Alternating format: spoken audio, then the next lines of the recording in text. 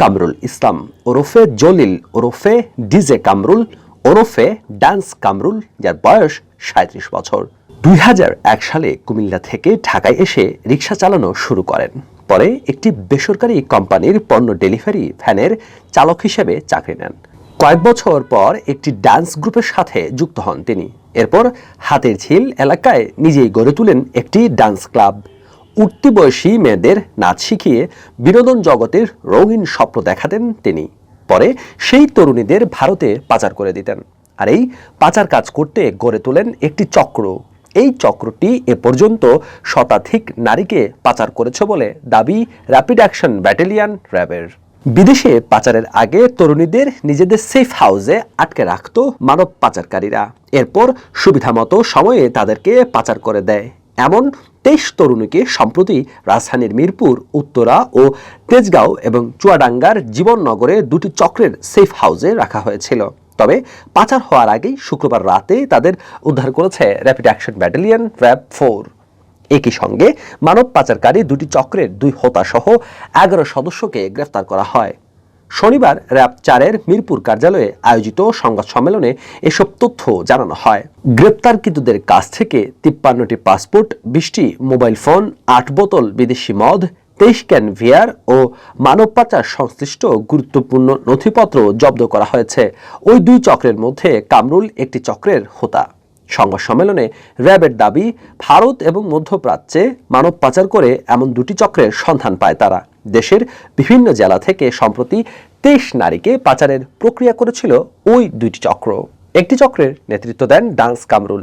রাজধানীর মোহাম্মদপুর, খিলক্ষেত ও চুয়াডাঙ্গা থেকে ভারতে মানব পাচার করেন তিনি। কামরুল সহ তার চক্রের ৪ সদস্যকে গ্রেফতার করা হয়েছে। তারা হলেন চাঁদপুরের রিপন মোল্লা, গাজীপুরের আসাদুজ্জামান সেলিম ও ঝিনাইদহের নাইমুর রহমান ওরফে শামীম। তাকেও আমরা তার চক্রের 7 জন সহ দেশের বিভিন্ন জায়গা থেকে আমরা তাদেরকে আটক করতে সক্ষম হয়েছি। আমরা তাদের কাছ থেকে আপনারা দেখেছেন বিপুল পরিমাণ বিভিন্ন আলামত আমরা উদ্ধার করতে সক্ষম হয়েছি। আমরা বিভিন্ন মাদক সামগ্রী উদ্ধার করতে সক্ষম হয়েছি। আমরা তাদেরকে নিজেদেরকে বিভিন্নভাবে প্রমাণ করার জন্য যে তারা ট্রেনিং এজেন্সি বা তারা অ্যাকচুয়ালি রিক্রুটিং এজেন্সি এরকম প্রমাণ করার জন্য তারা বিভিন্ন ড্রেস ব্যবহার করতো, আমরা সেগুলো উদ্ধার করতে সক্ষম হয়েছি। পাচার কাজে ব্যবহৃত বিভিন্ন সময় যে মোটরসাইকেল, সেটাও আমরা উদ্ধার করতে সক্ষম হয়েছি এবং আমরা বিভিন্ন আলামত সহ মোবাইল সহ বিভিন্ন জিনিস আমরা উদ্ধার করতে সক্ষম হয়েছি। সংবাদ সম্মেলনে আরও জানানো হয়, কামরুল কুমিল্লা থেকে ২০০১ সালে ঢাকায় আসেন। কর্মজীবন শুরু করেন রিকশা চালক হিসেবে। কিছুদিন একটি বেসরকারি কোম্পানির পণ্য ডেলিভারি ভ্যানের চালক ছিলেন। কয়েক বছর চাকরির পর একটি ডান্স গ্রুপের সাথে যুক্ত হন তিনি। পরে হাতিরঝিল এলাকায় নিজেই গড়ে তোলেন ডিজে কামরুল ডান্স কিংডম নামে একটি ডান্স ক্লাব। উঠতি বয়সী মেয়েদের নাচ শিখিয়ে বিনোদন জগতের রঙিন স্বপ্ন দেখানো হতো। পরে সেই তরুণীদের উচ্চ বেতনে চাকরির প্রলোভন দেখিয়ে পার্শ্ববর্তী দেশ ভারতে পাচার করতেন কামরুল ও তার চক্র। এই চক্রটি এ পর্যন্ত শতাধিক নারীকে পাচার করেছে।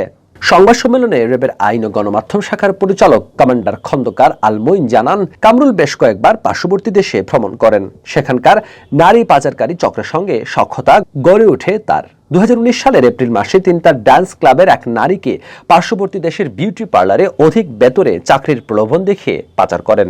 ওই ঘটনায় ভুক্তভোগীর বোন তার বিরুদ্ধে পাড্ডা থানায় মানব পাচার প্রতিরোধ ও দমন আইনে একটি মামলা করেন। ওই মামলায় ২০১৯ সালের মাঝামাঝি সময় বাড্ডা থানা পুলিশ তাকে আটক করে। ৩ মাস কারাভোগের পর জামিনে বের হয়ে আবারও একই কাজ শুরু করেন তিনি। সংবাদ সম্মেলনে আরও জানানো হয়, কামরুলের চক্রে ১৫ থেকে ২০ জন সদস্য সক্রিয় রয়েছে।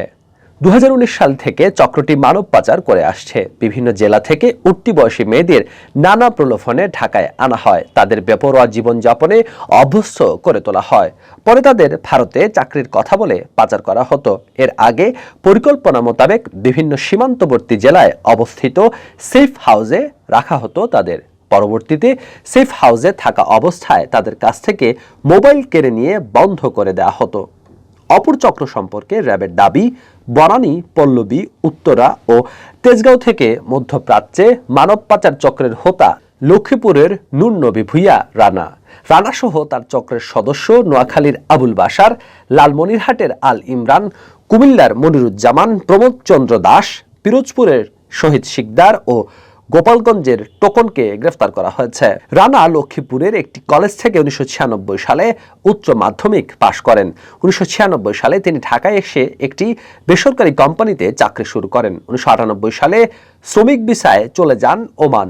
ওমানে থাকা অবস্থায় মানব পাচার চক্রের সঙ্গে তার পরিচয় হয়। তখন থেকেই মানব পাচার কার্যক্রমের সঙ্গে জড়িয়ে পড়েন তিনি। দেশে ফিরে নিজেই একটি চক্র গড়ে তুলে মধ্যপ্রাচ্যে মানব পাচার শুরু করেন। তার চক্রে দেশে 10 থেকে 12 জন সক্রিয় সদস্য রয়েছেন। এ পর্যন্ত চক্রটি 30 থেকে 35 জন নারীকে মধ্যপ্রাচ্যের বিভিন্ন দেশে পাচার করেছে। পাচারকারীরা ঢাকায় কয়েকটি সেফ হাউস পরিচালনা করে। বেশ কয়েকদিন ওইসব সেফ হাউসে ভুক্তভোগীদের আটকে রেখে মধ্যপ্রাচ্যে পাচার করা হতো। উল্লেখ্য, ভারতে পাচারের পর গত মে মাসে বাংলাদেশের এক তরুণীকে পৈশাচিক নির্যাতনের একটি ভিডিও ছড়িয়ে পড়ে সামাজিক যোগাযোগ মাধ্যমে। এরপরই মানব পাচারকারী চক্রের বিরুদ্ধে বিশেষ অভিযান শুরু করে আইন শৃঙ্খলা রক্ষাকারী বাহিনী।